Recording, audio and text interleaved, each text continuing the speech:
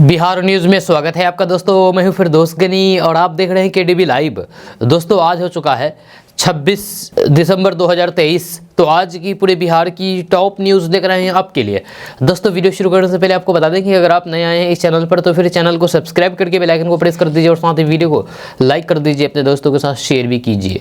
तो चले शुरू करते हैं आज की पूरे बिहार की टॉप न्यूज़। दोस्तों आज बिहार न्यूज़ की शुरुआत टॉप हेडलाइन के साथ करते हैं। तो बात करते हैं कि दयानिधि मारन के बयान पर मचा हंगामा। दयानिधि मारन का कहना था कि बिहारी सिर्फ टॉयलेट साफ करते हैं, जिसको लेकर कांग्रेस ने भेजा नोटिस। बीजेपी ने भी किया ये मांग। स्वास्थ्य सुविधा देने में जिला अस्पताल कितना सजग, मुख्यालय की टीम करेगी जांच। बिहार के 23 शहरों में लू का पारा, घने कोहरे का सितम, अभी और बढ़ेगा ठंड। आरजेडी के एमएलसी बोले नीतीश ने कर्पूरी के अति पिछड़ों का गला काट दिया, 117 जातियों का हिस्सा लेते खा गए। जलालू की हिम्मत नहीं है बात करने की।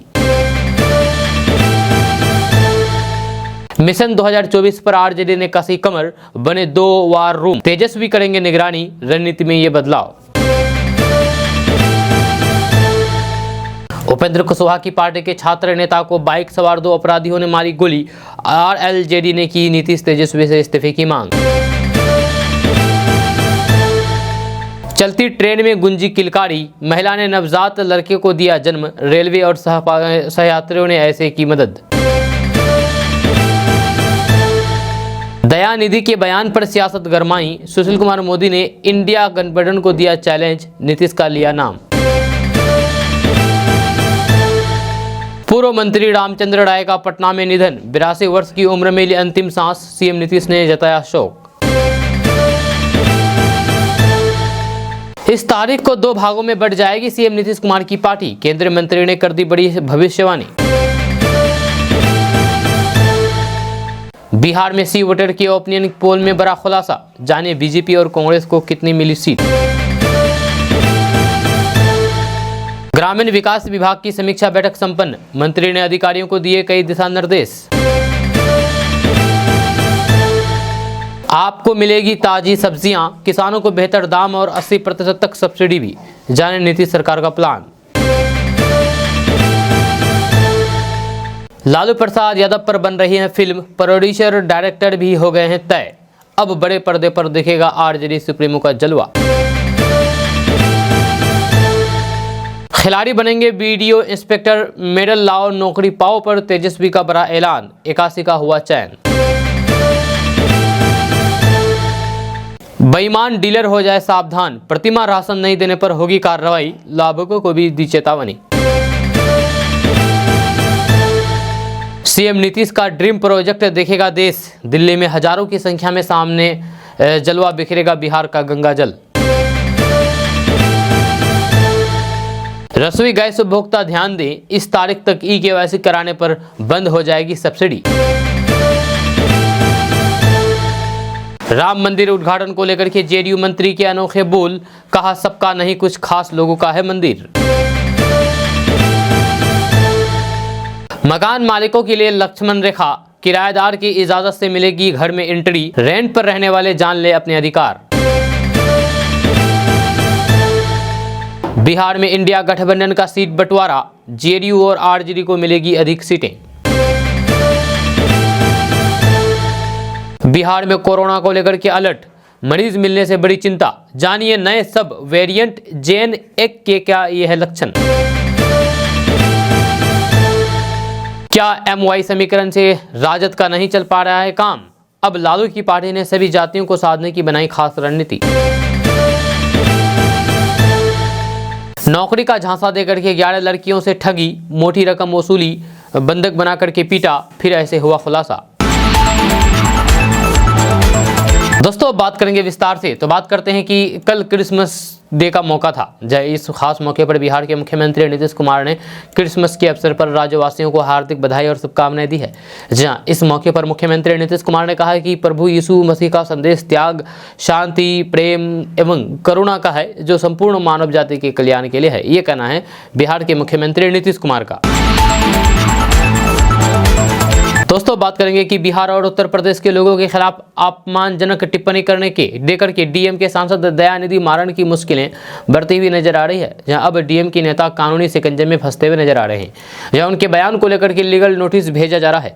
जहां बिहार प्रदेश कांग्रेस के पॉलिटिक्स अफेयर कमेटी के सदस्य डॉक्टर चंद्रिका प्रसाद यादव ने उन्हें लीगल नोटिस भेजा है। वही डीएमके सांसद ने कहा था कि हिंदी पढ़ने वाले बिहार उत्तर प्रदेश के लोग तमिलनाडु में टॉयलेट और फिर सड़क साफ करते हैं, तो फिर अंग्रेजी पढ़ने वाले आईटी कंपनियों में अच्छे पैकेज पर नौकरी करते हैं। जब मारन का ये बयान सोशल मीडिया पर वायरल हो रहा है, जब बिहार यूपी के हिंदी भाषी लोगों के लिए अपमानजनक बातें कहने वाले इंडिया गठबंधन में शामिल पार्टी डीएमके के सांसद दयानिधि मारन चौतरफा घिरते हुए नजर आ रहे हैं। ऐसे में डीएमके के सांसद के इस बात पर विपक्ष भाजपा तो उन पर हमलावर है ही, अब जदयू, आरजेडी और कांग्रेस पार्टी ने भी उनकी आलोचना शुरू कर दी है। इस बीच कांग्रेस पार्टी ने तो उन्हें लीगल नोटिस भेज दिया है।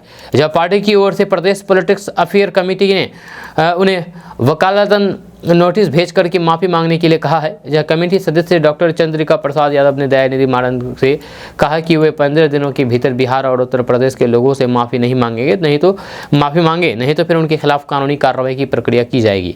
दयानिधि मारन सही जवाब नहीं देते हैं तो फिर बिहार में उन पर मुकदमा दर्ज कराया जा सकता है। वहीं पर बिहार के डिप्टी सीएम तेजस्वी यादव ने कहा है कि मारन का बयान निंदनीय है। पूरा देश एक है। उनकी पार्टी डीएमके सोशल जस्टिस की पार्टी है। जब बिहार और यूपी के लोग सभी राज्यों की जरूरत है, अगर नहीं जाए तो फिर उनका भट्टा बैठ जाएगा। जब किसी को भी ऐसी बात नहीं बोलना चाहिए।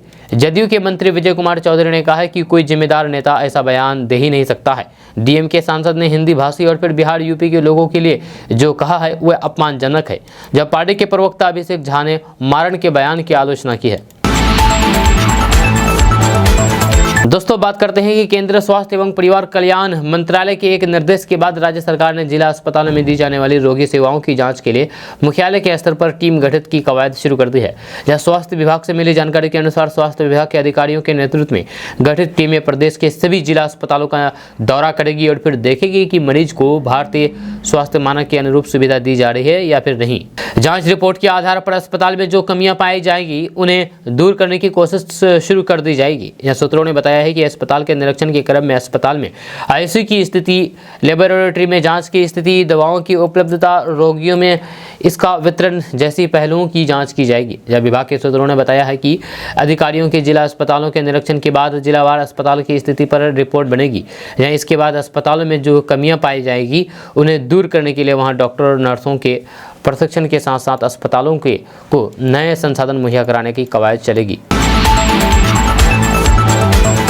दोस्तों बात करते हैं कि बिहार में ठंड का जोर अभी चरम पर है। जहाँ राजधानी पटना के साथ साथ कुल 23 शहरों के न्यूनतम तापमान में गिरावट दर्ज की गई है। मौसम विभाग के पूर्वानुमान के अनुसार अगले 7 दिनों तक राज्य के यानी कि बिहार के लोगों को ठंड से राहत नहीं मिलने वाली है। जहाँ राजधानी पटना में ठंड से ठिठुरन बढ़ गई है, यही हाल सीमांचल मिथिलांचल में भी है। जब बिहार में सुबह शाम लोगों को ठंड कपकपा रही है। जब दिन में धूप खिल जाने से राहत मिल रही है, लेकिन पिछले 2-3 दिन से तो दिन में ठंड का एहसास तेज होने लगा है। जब सुबह के समय मध्यम से घना कोहरा रहा है, जब वही रात में ठंड ज़्यादा बढ़ जा रही है। जब पटना मौसम विज्ञान केंद्र के अनुसार पिछले 24 घंटे के दौरान बिहार का मौसम शुष्क बना रहा। जब बिहार में सबसे कम न्यूनतम तापमान 8 डिग्री सेल्सियस सबूर और फिर पूसा में दर्ज किया गया। वही राज्य में पछुआ हवा का प्रभाव सतह से 5.8 किलोमीटर ऊपर तक जारी है। साथ ही पश्चिमी विक्षोभ एक चक्रवातीय परिसंचरण के रूप में पश्चिम उत्तर प्रदेश और फिर आसपास समुद्र तल से औसत 1.5 और फिर 3.1 किलोमीटर की बीच मौजूद है। ऐसे में अगले 24 घंटे के दौरान बिहार का मौसम शुष्क बना रहेगा। वहीं राज्य के अधिकतम तापमान में अगले 3 से 4 दिन के दौरान 2 से 3 डिग्री सेल्सियस की भी कमी होने की संभावना है। वहीं पर बिहार में ठंड के मौसम में वायु प्रदूषण लगातार चिंता का विषय बना हुआ है। जहाँ रविवार सुबह पटना के मुरादपुर में वायु गुणवत्ता सूचकांक 486 दर्ज किया गया, जो कि बहुत खराब श्रेणी में है। इसके साथ साथ पूर्णिया, सहरसा, गया, बेगूसराय, अररिया, मुजफ्फरपुर और भागलपुर में भी हवा खराब श्रेणी में है, जहाँ यहाँ AQI 300 के पार बना हुआ है। दोस्तों बात करते हैं कि आरजेडी के एमएलसी ने कहा है कि नीतीश कुमार ने कर्पूरी अति पिछड़ों का गला काट दिया है। आपको बता दूं कि बिहार में सत्ता में शामिल राष्ट्रीय जनता दल के एक विधान पार्षद ने बड़ा दिलचस्प आंकड़ा दिया है, जहां राज्य में नगर निगम के कुल 17 मेयर में 3 पद अति पिछड़ों के लिए आरक्षित है, जहां तीनों पदों पर तेली जाति के लोगों का कब्जा है। बिहार में जिला परिषद अध्यक्ष के 8 पद अति पिछड़ों के लिए आरक्षित है, जहां इनमें से 7 पदों पर तेली जाति के लोग काबिज हैं। सिर्फ 1 पद पर माली जाति की महिला है, लेकिन उससे भी एक यादव जी ने एग्रीमेंट करा रखा है कि जो मैं कहूंगा वही करना होगा। आरजेडी के विधान पार्षद रामबली सिंह चंद्रवंशी ने अति पिछड़ों की बैठक में यह आंकड़ा दिया है, जहां रामबली सिंह ने कहा है कि नीतीश कुमार ने कर्पूरी ठाकुर के अति पिछड़ों का गला काट दिया है। जिन अति पिछड़ों के लिए कर्पूरी जी ने अपनी जान की परवाह नहीं की थी, वह वर्ग अब भिखारी हो गया है। रामबली सिंह चंद्रवंशी ने कहा कि 2015 में नीतीश कुमार ने तेली जाति को अति पिछड़ा बना दिया। ये वही तेली जाति है जो बिहार में सबसे ज्यादा टैक्स भरती है। नीतीश कुमार ने उसे अति पिछड़ा बना दिया है।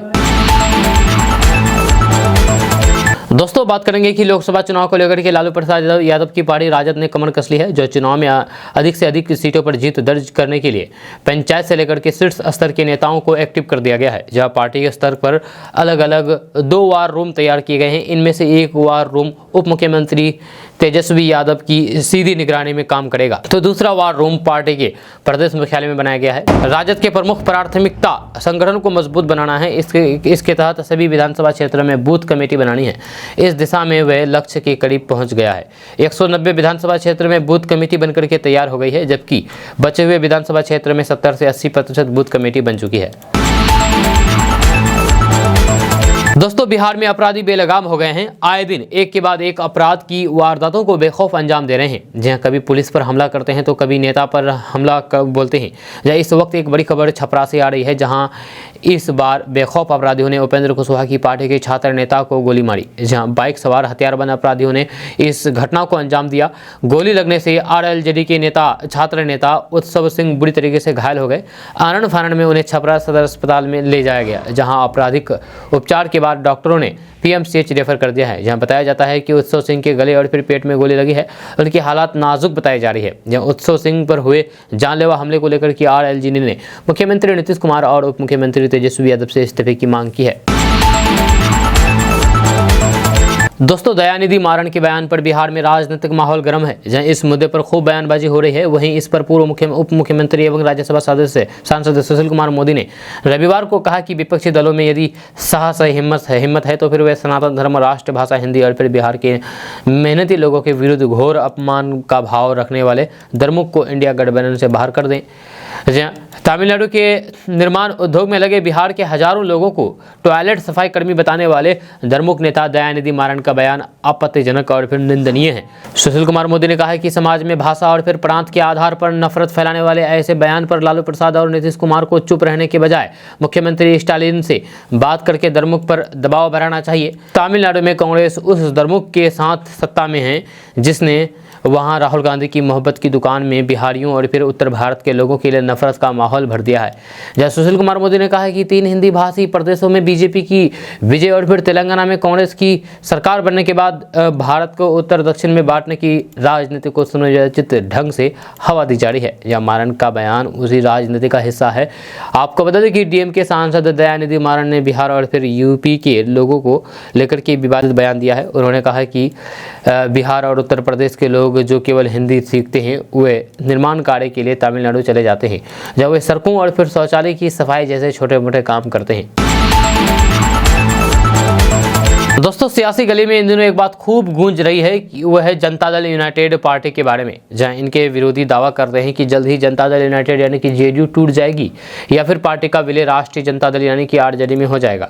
जहां रविवार को एनडीए के नेता और फिर केंद्रीय मंत्री पशुपति कुमार पारस एक बड़ी भविष्यवाणी कर दी है।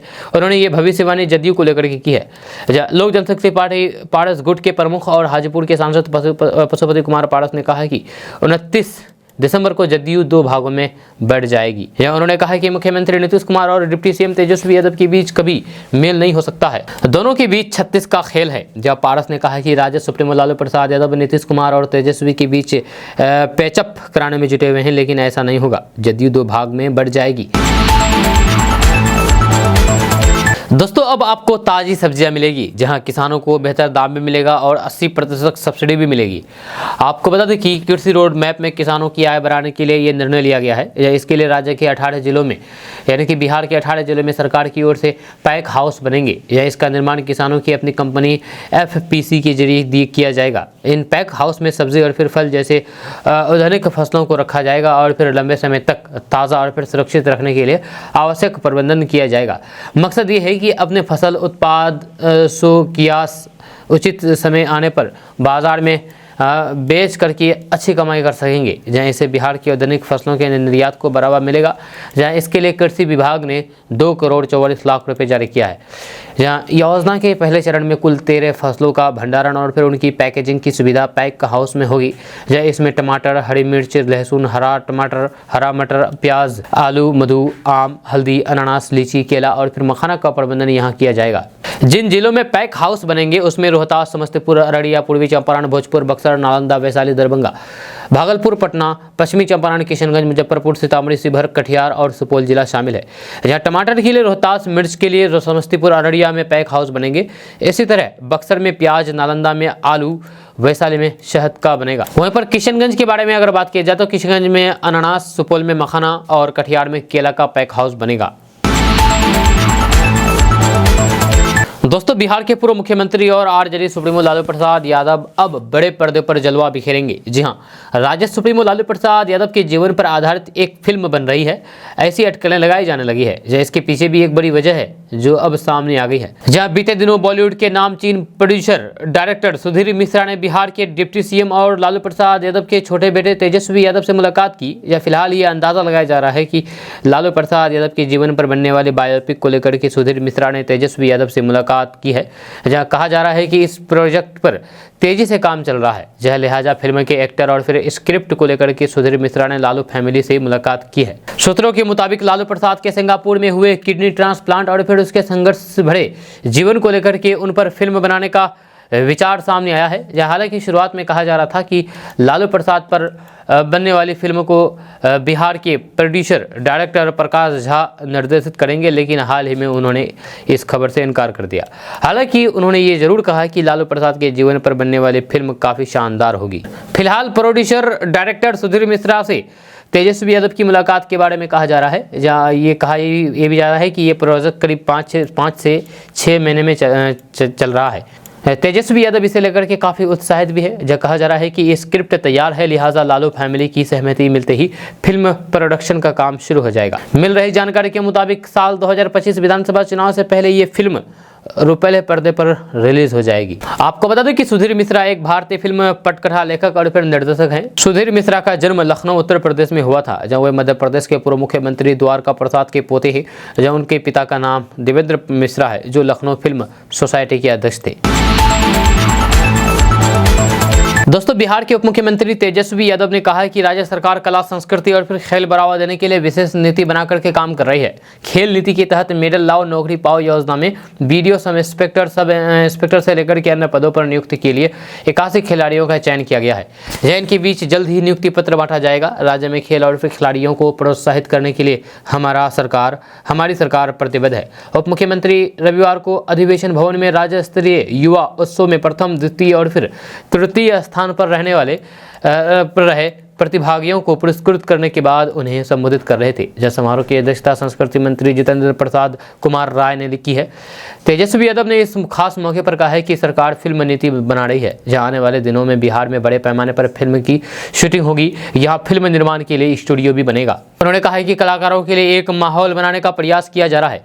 उप मुख्यमंत्री तेजस्वी यादव ने कहा है कि मशहूर निर्देशक सुधीर मिश्रा JP आंदोलन पर एक फिल्म बनाने जा रहे हैं। मेरे पिताजी और फिर राजद सुप्रीमो लालू प्रसाद यादव की JP आंदोलन में सक्रिय भूमिका थी। निर्देशक ने उनसे इस फिल्म के संबंध में बात की है।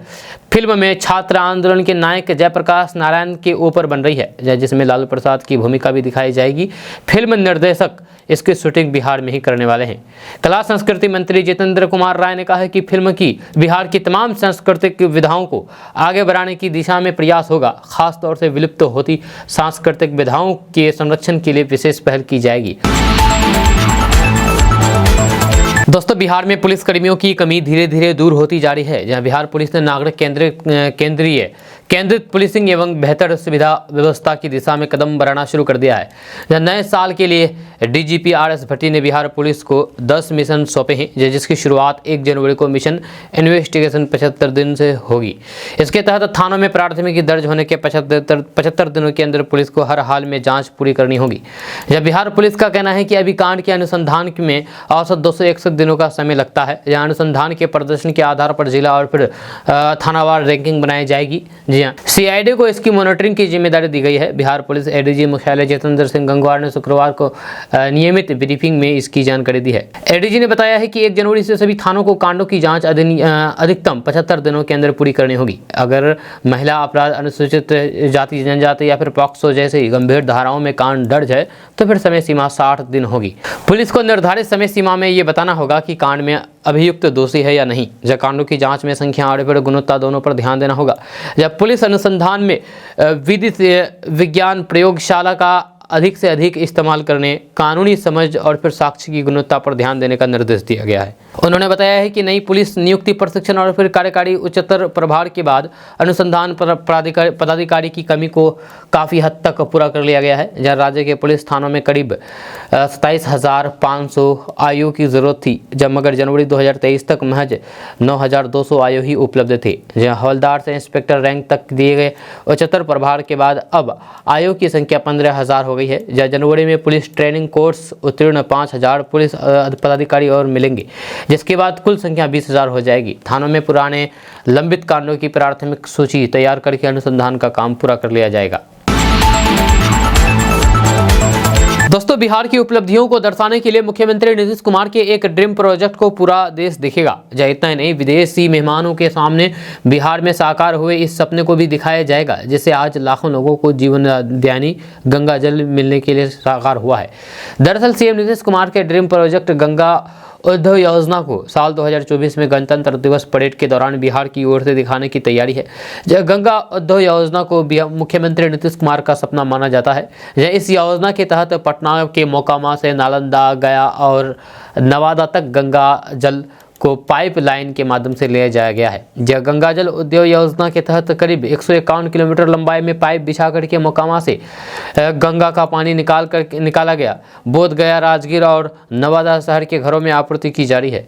ये देश में अपनी किस्म की अनोखी योजना है, जिसमें किसी नदी की जल को पेयजल के लिए 151 किलोमीटर तक पंप किया गया है। जब बिहार के नाम हासिल इस उपलब्धि को अब पूरे देश के सामने दर्शाने के लिए गणतंत्र दिवस परेड के दौरान उसे दिखाया जाएगा। दरअसल इस बार गणतंत्र दिवस पर आयोजित परेड भविष्य के विकसित भारत की झलक दिखलाया जाएगा।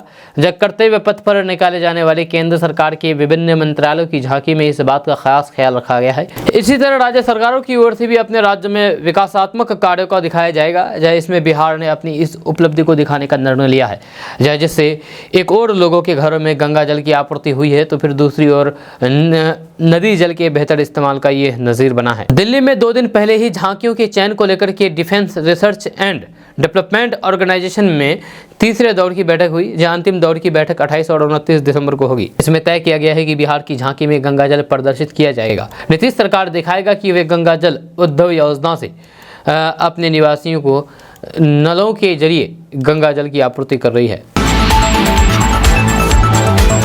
दोस्तों, ग्रामीण इलाकों में स्मार्ट प्रीपेड मीटर लगाने में जुटी कंपनियों की कहानी काफी रोचक है। जब ग्रामीण इन कंपनियों को यह कहकर के अपने घर में प्रवेश देने में आनाकानी कर रहे हैं कि स्मार्ट प्रीपेड मीटर ज्यादा तेज घूमता है, नहीं लगाएंगे। इस रोक टोक के बीच स्मार्ट प्रीपेड मीटर लगाने वाली कंपनियों ने ये रास्ता निकाला है कि पारंपरिक मीटर के समीप ही हफ्ते भर के लिए स्मार्ट प्रीपेड मीटर लगा दे रहे हैं। ये कहा जा रहा है कि पुराने मीटर की रीडिंग से नए मीटर की रीडिंग मिला लीजिए, ये समझ में आ जाएगा कि स्मार्ट प्रीपेड मीटर तेज नहीं दौड़ता है। एक साथ घर में 2-2 मीटर आमतौर पर यह होता है कि स्मार्ट प्रीपेड मीटर लगाने आई संबंधित कंपनी की टीम अपने साथ पारंपरिक मीटर को ले जाती है, जहां पर ग्रामीण इलाकों में ऐसा नहीं हो रहा है। बड़ी मुश्किल से घर में प्रवेश करके स्मार्ट प्रीपेड मीटर लगाने पहुंची टीम स्मार्ट प्रीपेड मीटर लगाने के साथ साथ पुराने मीटर को भी रहने देते हैं, जहां उसकी रीडिंग नोट की जाती है। ये उपभोक्ताओं को दे दिया जाता है।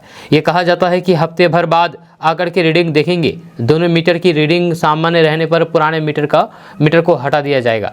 इस वजह से स्मार्ट प्रीपेड मीटर लगाने वाली कंपनी ग्रामीण इलाकों में एक गांव में दो बार जा रही है। आपको बता दूं कि स्मार्ट प्रीपेड मीटर लगाने वाली कंपनियों ने जिले में अपना दफ्तर खोल दिया है, जहां वहीं से नियमित रूप से इसकी मॉनिटरिंग हो रही है कि गाँव में किस तरह से स्मार्ट प्रीपेड मीटर लगाए जा रहे हैं। स्थानीय स्तर पर बिजली कंपनी के डिवीजन के माध्यम से भी इसकी मॉनिटरिंग हो रही है, जहां गांव में बिजली कंपनी के आला अधिकारी भी पहुंच करके स्मार्ट प्रीपेड मीटर से जुड़ी हुई कहानी कहीं लक्ष्य को प्रभावित ना कर दे, इसे ध्यान में रख करके बिजली कंपनी के आला अधिकारी खुद पूरी टीम के साथ गांव का दौरा कर रहे हैं। दोस्तों, रसोई गैस के उपभोक्ताओं को 31 दिसंबर तक हर हाल में ई-केवाईसी कराना अनिवार्य है। जिनका ई-केवाईसी नहीं होगा उनकी सब्सिडी राशि बंद कर दी जाएगी। एचपी गैस के संचालक शिवदयाल गुप्ता ने बताया है कि भारत सरकार के निर्देश अनुसार रसोई गैस से संबंधित योजना जैसे उज्ज्वला योजना के सभी उपभोक्ताओं को एजेंसी में आकर के ई-केवाईसी कराना अनिवार्य है। जो नहीं कराएंगे उनकी सब्सिडी बंद कर दी जाएगी। डीबीटी से जुड़े हुए सभी घरेलू गैस उपभोक्ताओं को अपना बायोमेट्रिक प्रमाणीकरण कराना होगा, अन्यथा आने वाले दिनों में उन्हें मिलने वाली सब्सिडी से वंचित रहना पड़ सकता है। इसको लेकर के भारत सरकार के तेल और फिर प्राकृतिक गैस मंत्रालय ने आवश्यक निर्देश जारी किया है। वर्तमान में प्रधानमंत्री उज्ज्वला योजना के उपभोक्ताओं को एक घरेलू गैस सिलेंडर की खरीदारी पर 372 रुपये की सब्सिडी बैंक खाते में उपलब्ध कराई जाती है, जबकि सामान्य उपभोक्ताओं को खाते में 72 रुपये प्राप्त होता है। दोस्तों, अब बात करेंगे कि अयोध्या में राम मंदिर के उद्घाटन की तारीख नजदीक है। 22 जनवरी को खुद प्रधानमंत्री नरेंद्र मोदी प्राण प्रतिष्ठा समारोह में मुख्य यजमान के रूप में शामिल होंगे।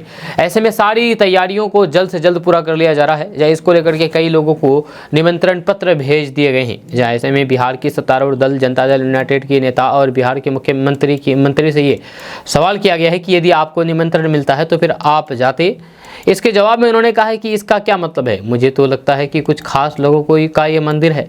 दरअसल बिहार सरकार के वित्त मंत्री विजय कुमार चौधरी ने राम मंदिर निर्माण कार्यक्रम में बुलावे से जुड़े हुए सवाल पर जो बातें कही है उससे बिहार की राजनीतिक सरगर्मी इस ठंड के मौसम में भी बढ़ना तय माना जा रहा है। जी हाँ, आपको बता दूं कि उन्होंने कहा कि राम मंदिर का उद्घाटन है, इसका क्या मतलब है। राम मंदिर तो बिहार के गाँव में बने हुए हैं। जी हाँ, गाँव में लोग राम की पूजा करते हैं। राम की पूजा करने के लिए किसी मंदिर में भी बहुत अधिक जाने की जरूरत नहीं है। इसके आगे उन्होंने कहा कि कुछ लोगों ने मिलकर के एक मंदिर बनाया है। ऐसे में जिन्होंने वो मंदिर बनाया है वो जाने किसको निमंत्रण देता है। जब उन्होंने उसके बाद जिनको निमंत्रण देंगे वे सोचेंगे जाना है या नहीं। इस बारे में हमें कुछ भी नहीं सोचना है। जिनको जाना है वो अपना सोचें, इस बारे में मुझे भी कहा जाना उचित नहीं है। इसके आगे उन्होंने कहा है कि जहाँ तक राम की पूजा की बात है तो फिर भगवान तो सबके भगवान हैं।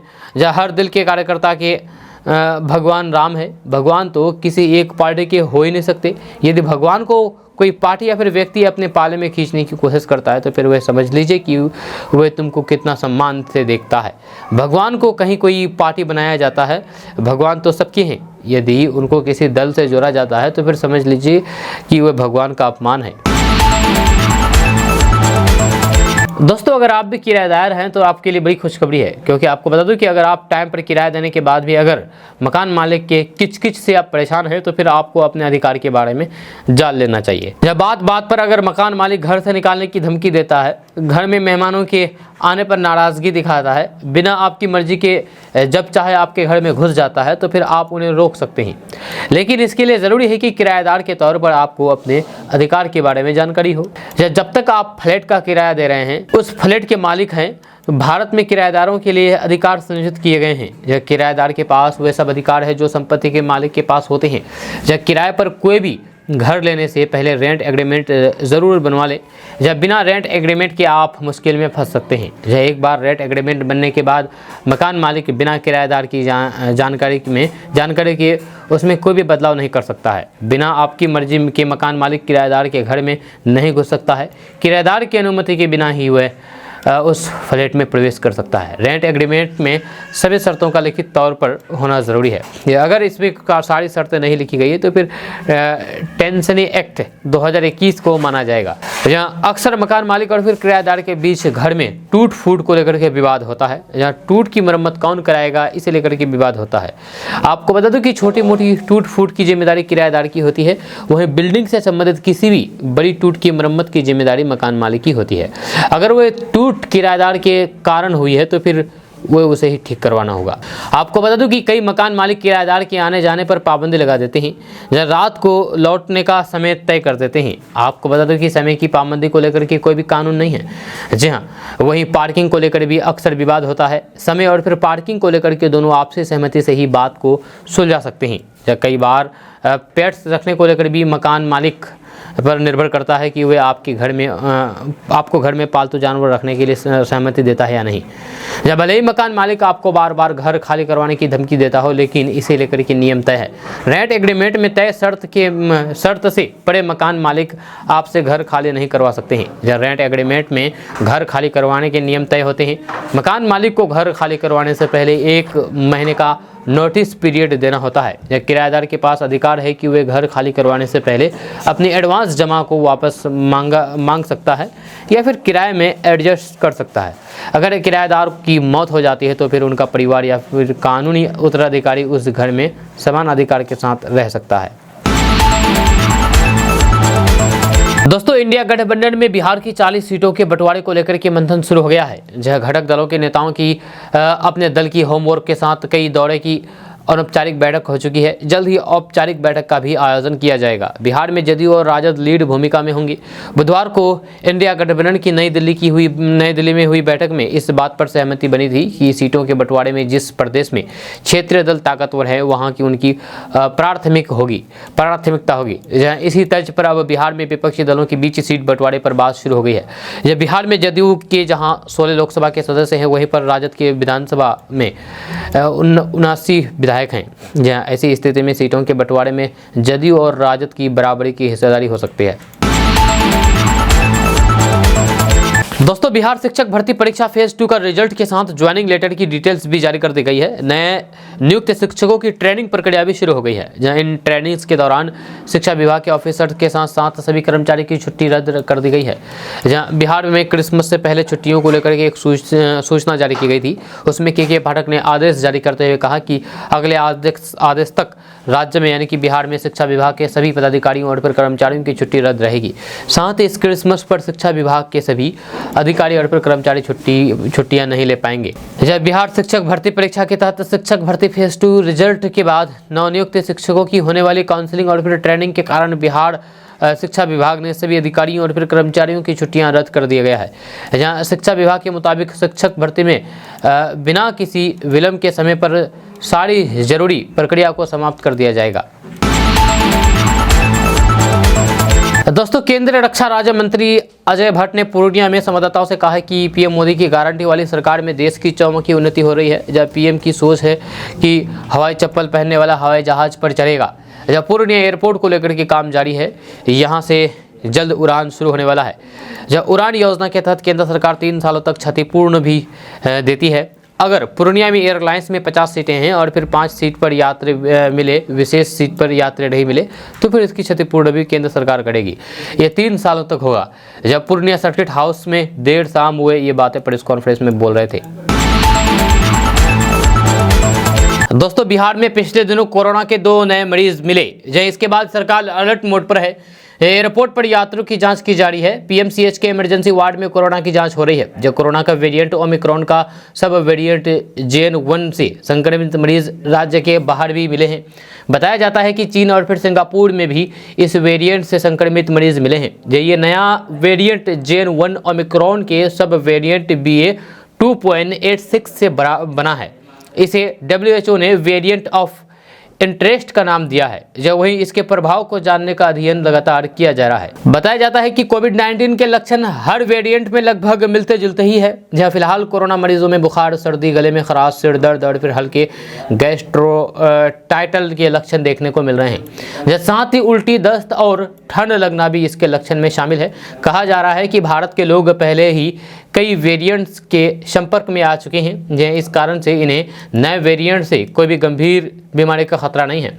यहाँ लोगों को वैक्सीन भी लगाई गई है, इस कारण इसका असर भी जरूर देखने को मिलेगा। वैक्सीन इस बीमारी से लड़ने में कारगर साबित हो सकता है, इसलिए जिन्होंने वैक्सीन नहीं लगाया है उन्हें वैक्सीन लगवाने की सलाह दी जा रही है। आपको बता दूं कि इस नए वेरिएंट से बचने के लिए भीड़ भाड़ वाले इलाकों में सावधानी बरतने की सलाह दी जाती है, जहाँ लोगों के लिए मास्क का प्रयोग करना सुरक्षित साबित होगा।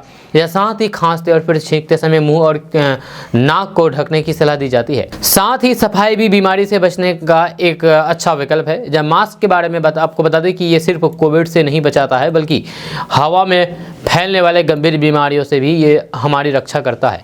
कमजोर इम्यूनिटी वाले लोगों को भीड़ में जाने से परहेज करने की सलाह दी जा रही है। दोस्तों, जन स्वराज यात्रा के संयोजक प्रशांत किशोर इन दिनों दरभंगा जिले में जगह जगह अपनी यात्रा निकाल रहे हैं, जहाँ वे लोगों को मतदान करने को लेकर के जागरूक कर रहे हैं। जहाँ इस दौरान वे कई राजनीतिक दलों पर भी निशाना साध रहे हैं। इसी दौरान वे सबसे अधिक लालू प्रसाद यादव और नीतीश कुमार को घेर रहे हैं। इसी क्रम में वे दरभंगा के एक गांव में जनसभा को संबोधित करते हुए दिलचस्प बातें कही है, जो उन्होंने वहां मौजूद लोगों को ये बताया है कि आखिर बिहार के मुसलमान आरजेडी को ही वोट क्यों करते हैं। उन्होंने इस दौरान नीतीश कुमार पर भी जमकर के निशाना साधा, जहाँ इसके बाद भाजपा पर भी कटाक्ष किया है। दरअसल मुसलमान का कहना है कि चाहे मर जाएंगे लेकिन भाजपा को वोट नहीं दे सकते हैं। भाजपा तो मुसलमान विरोधी पार्टी है, तो फिर भैया बिहार में बचा कौन है। प्रसाद किशोर ने कहा है कि बिहार में तो दो ही दल है, एक मोदी जी की भाजपा, दूसरा है लालू जी का लालटेन। नीतीश कुमार का तो पता ही नहीं है कि कितना देर लालटेन पकड़ करके लटकेंगे और कब उछल करके कमल के फूल पर बैठ जाएंगे।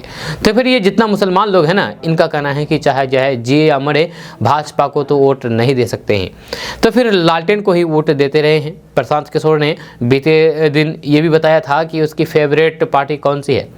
उन्होंने अपना सुझाव कांग्रेस पार्टी की तरफ बताया था, जहाँ उन्होंने कहा था कि यदि कांग्रेस से उन्हें ऑफर मिलता है तो वे बातचीत के लिए तैयार हैं।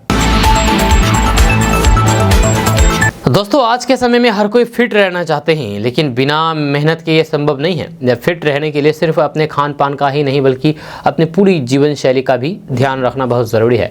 हालांकि कुछ लोग जिम जाकर के अपनी फिटनेस बनाए रखते हैं, लेकिन कुछ लोग जिम जाने में बहुत आलसी होते हैं। वहीं कुछ लोगों के पास जिम जाने का समय नहीं होता है। तो फिर अभी हम आपको बताने जा रहे हैं कि आप घर बैठे कैसे खुद को फिट रख सकते हैं। तो सबसे पहले बात करते हैं कि जितना हो सके उतनी सीढ़ियाँ चढ़ें। अगर आप भी बिना जिम जाए फिट रहना चाहते हैं तो फिर इसके लिए आप सीढ़ियाँ उतर सकते हैं।